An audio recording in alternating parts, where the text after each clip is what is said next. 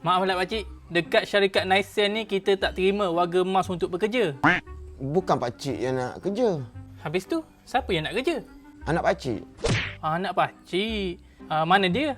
Dia masih kat rumah lagi. Jadi kalau anak pakcik yang nak kerja, anak pakcik lah yang kena datang interview. Itulah pakcik dah kejut dia tadi. Tak nak bangun. Mungkin penat kot main game sampai subuh. Subuh baru nak tidur pakcik.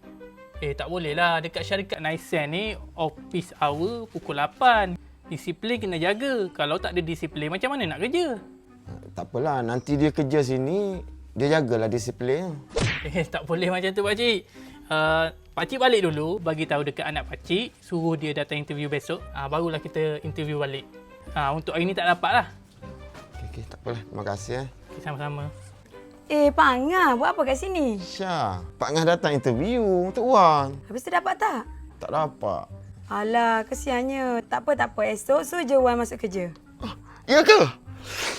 Maulana, esok bagi kerja dekat anak Pak Angah. Bagi kerja dekat anak pakcik ni? Ya. Bahagian apa puan? Bagi je bahagian HR kat dia.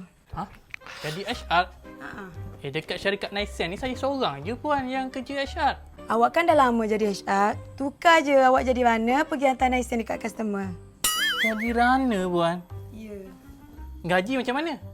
Alah, pasal gaji awak tak payah risau. Nanti saya potong je. Potong? Dah lah kena turun pangkat. Aduh, sakit kepala aku macam ni kerja dengan syarikat anak beranak. Syah, Pak Ngah boleh kerja? Pak Ngah pandai baca.